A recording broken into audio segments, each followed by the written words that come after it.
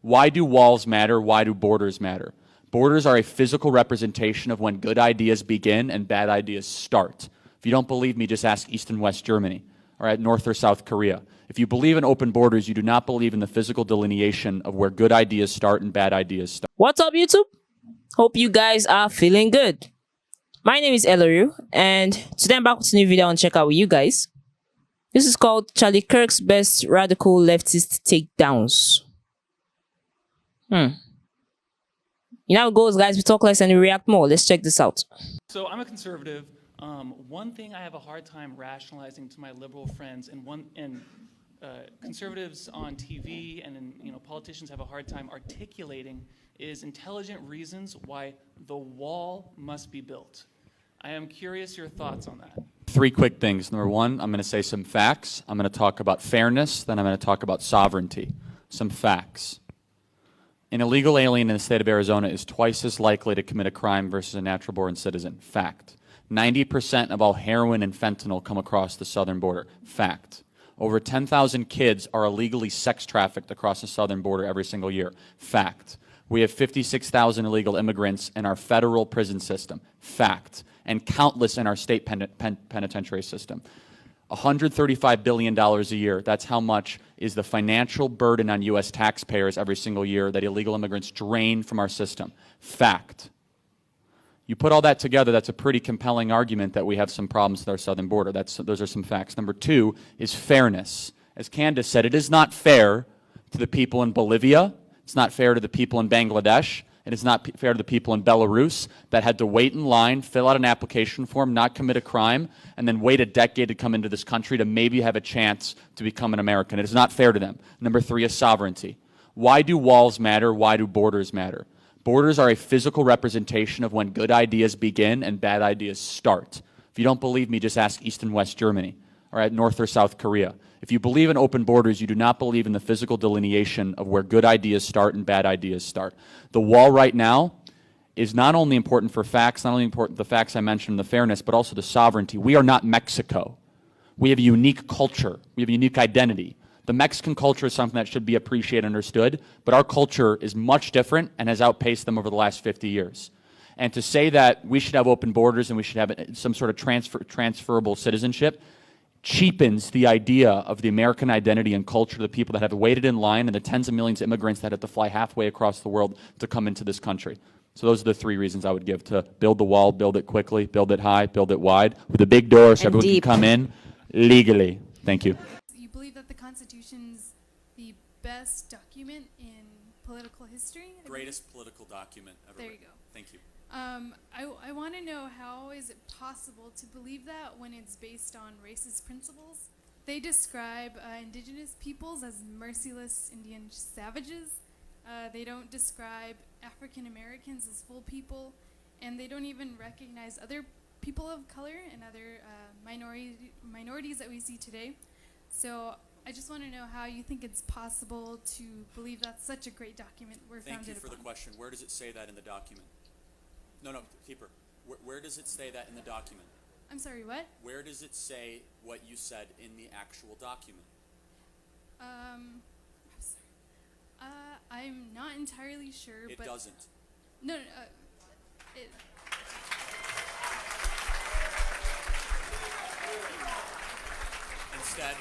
Instead, do you know what it does say? Provide for the general welfare of all people. I preface when I talked about the United States Constitution, you know what's amazing is the amendment process. I love the story of Thaddeus Stevens, who fought like hell to make sure that blacks could have the right to vote. I love the story of the Republican Party, which was founded in 1860 as an anti-slavery party.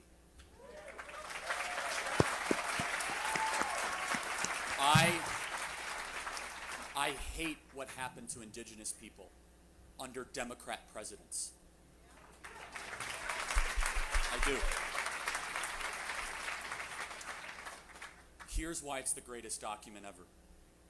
Is because in a land with so many different backgrounds and languages and cultures in this room, from all over the world, we can peacefully have a conversation while all that's protected simultaneously.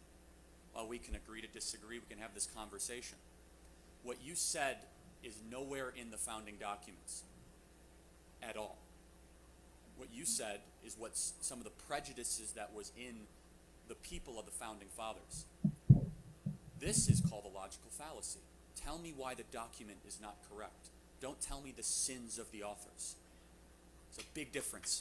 You mentioned that you don't try to promote people or Oh boy, you've been through this. violence. I do not promote You don't violence. wish misery upon anyone when you're wearing an ice hat. Let's talk about ICE. Let's talk, sure. Yeah. What about ICE don't you like? A violent organization. Not right? violent. Yes, they're violent. How? I'll tell you why I like ICE. They're the #1 agency that goes after child sex traffickers. #1. They arrest tens of thousands of child sex traffickers every single year. They also go after MS-13. They also go after terrorists that are here in the country domestically. ICE was formed after 9/11 to go after international threats that are here domestically. That's why they're called Immigration, Customs, and Enforcement. They get such a bad rap, and you actually meet with the agents, and you see what they do every single day. It's pretty extraordinary work. Now, they do go after people that have visa overstays. It has nothing to do with race. An illegal immigrant is not a race. Most of the visa overstays are people from Hungary or from Indonesia or from Japan. If you are here illegally, you should not be here despite your race. The immigration debate is demagogued by politicians by being a racial issue. It has nothing to do with race and everything to do with the rule of law. You talked, Charlie, I think it was you that talked a bit about like the Mueller investigation. Yeah. I know you said it was like a waste of time, that kind of thing. I don't know, what makes you think it was a waste of time? Because it was about 30 indictments, a couple convictions. What specifically about it was a waste of time to you? You know, criminals were exposed. No heckling, no by a court determined that criminals were So, exposed. do you know what was the basis of the original Russia intelligence investigation in the FBI? Right, so from what I understand, my understanding was that the investigation was opened up to basically understand all the different ways that the Russian Federation has colluded What was with the US piece of elections. intelligence that began the surveillance or the spying, whatever you want to call it, of the Trump campaign? No idea. Okay, but so yeah. it was a dossier Right. that was funded by the Democrat National Committee and the Hillary Clinton campaign, constructed by an opposition research firm called Fusion GPS. The dossier has been disproven and debunked to have so many inaccuracies and misleading facts and information.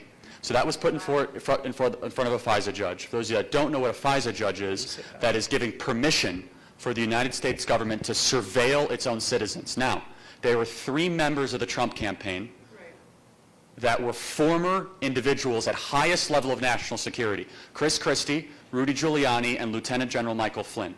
If the FBI was actually worried about Russia interference, they could have approached Chris Christie, who was a U.S. attorney, Mayor Giuliani, who was a former U.S. attorney, or Lieutenant General Michael Flynn, who held the highest level of security clearance at the highest level of the military, saying, hey, we're worried about Russia interference in your election, we're worried about this Manafort guy. They never did that. Instead, they illegally surveilled and spied on the Trump campaign. So fast forward to April or May, where the actual Mueller investigation began.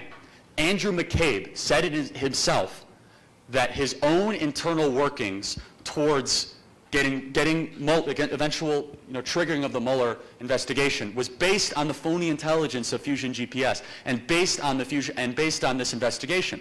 But you said 30 indictments. Let's break this down. Who is indicted? Paul Manafort is going to prison, not for Russia interference, my friend. For tax fraud, yeah. Right, tax fraud, wire fraud, and unregistered foreign lobbying for Ukraine, not even for Russia.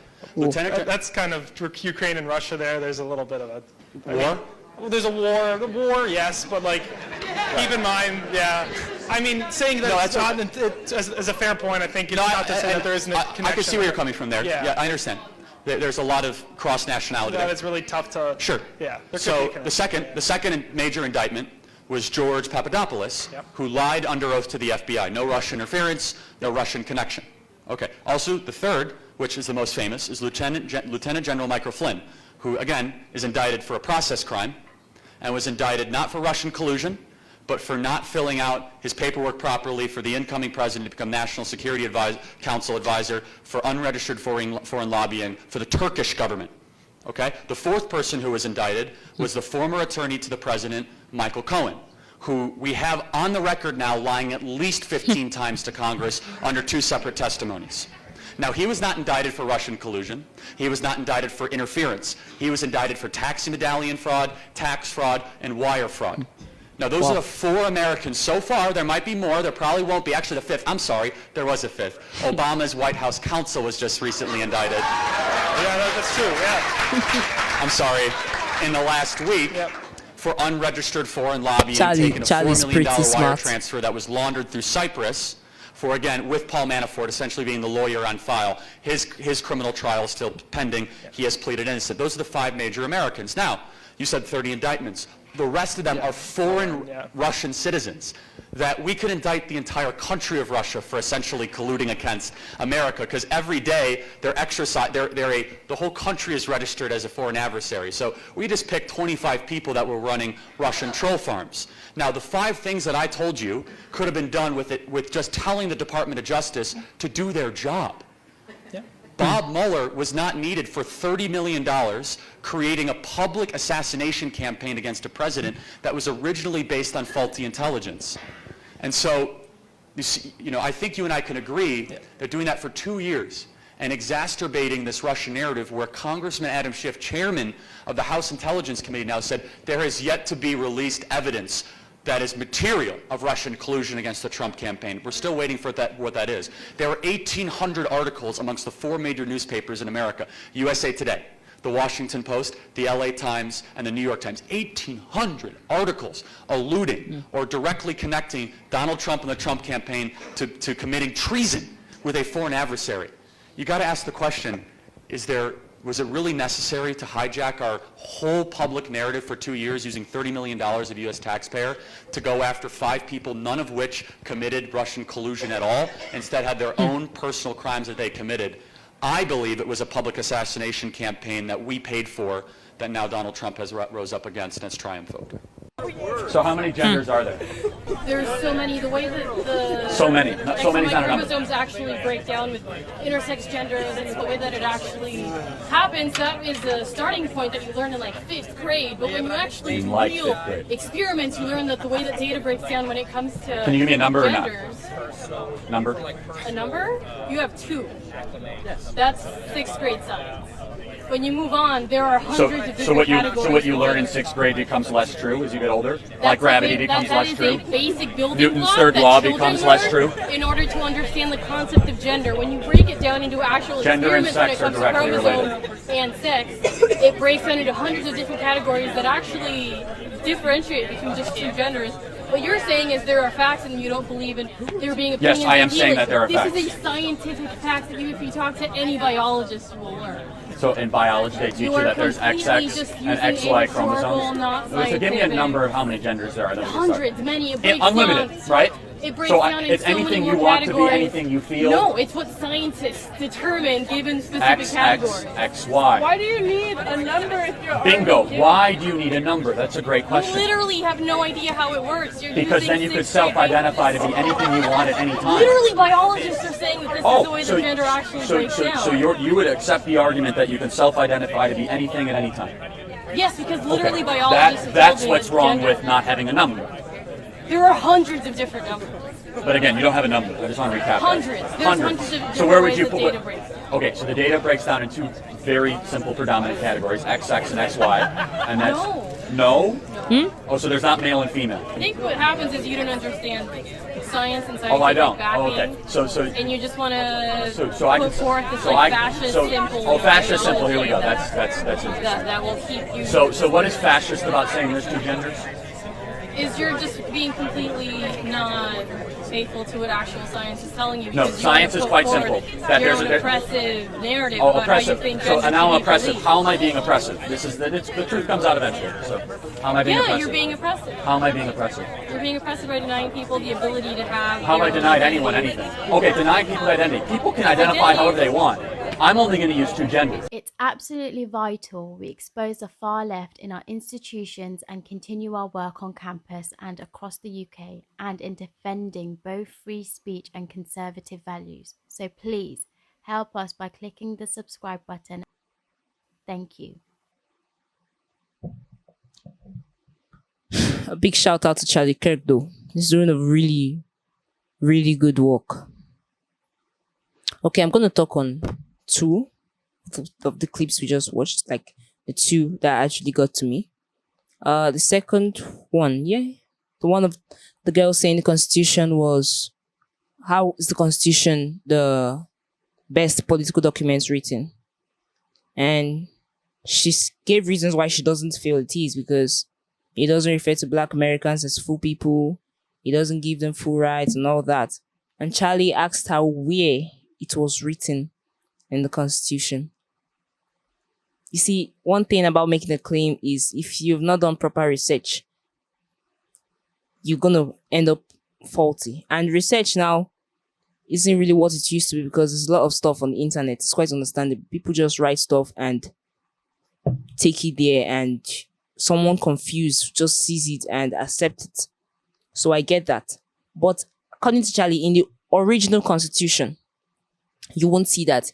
He says, it talks about the general welfare of all people. Now, he said she should talk about the Constitution and not the sins of the authors. I mean, most people write one thing and do another thing. That's the truth. And no one can actually deny that back then there was lots of discrimination and race criticism and all that. But the Constitution was there for all people. And all people qualifies you when you are in that state jurisdiction, when you're living there.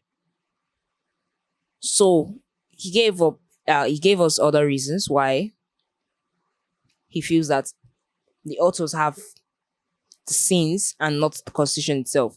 Because the First Republican Party was an anti-slave movement in 1860. Yeah, that was what he mentioned. It was an anti-slave movement. Now, these people actually helped to stop the slave trade. He mentioned other vast examples and still gave us credible reasons why the Constitution is the best political document. And another clip was when he was wearing an ice hat, and a lady just met him in public and asked him if he actually cares about other people's views and all that. Why would he be wearing a hat that actually spells out ice? And he says he loves them because they're the number one sex trafficking fighting agency in the world. Like, they go after child sex traffickers with their all. They give you their all to make sure that they come to justice. And the lady says no, that they're violent technicians, and says no, they're not, because they make sure that these people are actually brought to book. There was another where a guy said, why should there be a wall? Now, this wall he's talking about is narrowed down to borders. You know, generally in life, I'm going to use an example when humans know when to stop a certain thing and they know when to continue a certain thing. Now, that's stopping. Now, that's the border. And Charlie explained that borders come up when you have gone past doing what is right and you're going towards the wrong thing. That's where borders come up. That's where borders are necessary. And he mentioned examples as to why these borders are meant to be there. He said it was mainly on issue of illegal immigrants. And he said that it won't be fair to all those waiting, which is quite true. It won't be fair to all those waiting to get in. And the fact is, even though an immigrant is likely to commit same crime as a natural born, fact still remains that since they came there illegally, they should be taken back to their country because you didn't follow the due process, which, according to him, any decent country would do. I respect that 100%. I mean, it's the right thing to do. But sometimes empathy actually comes in. And this last one was based on gender. It's a very simple question. How many genders are there? If I want to go on theology, In the Bible, you see God created them male and female, even in the animal species. Then for man, he said he made them man and woman. That too. And in biology, according to Charlie, it's XX and XY. I've not seen anything other than those two. So I really wonder where this lady was coming from and saying Charlie was oppressive and he doesn't understand science and all that. Nah, even science agrees that it's just XX and XY. So really, what is the point? He asked her a question because she said this is grade 6 knowledge. And he said, okay, so this becomes wrong as you get older. And she said, no, not necessarily wrong. It's just that it multiplies into hundreds of factors. Hundreds of factors. This is not even applicable in daily life. You see, it's either you're a man or you're a woman. It's just two genders, really. It's just two genders, you know. Sometimes I just wonder how people tend to originate some of their arguments, you know. I just wonder. Because this is something that is clearly seen in everyday life. Even biology states it, for real. So what's the argument? That part really didn't make sense. I mean, her points just didn't make sense. I'm not judging, but it really just didn't go down well with anybody at all. It's not even practical, if we're being very honest with ourselves. Guys, just tell us what you think about this video. Leave your comment in the comment section. And leave a thumbs up at the end of this video. As always, more support to Charlie KIRK. Have a nice day.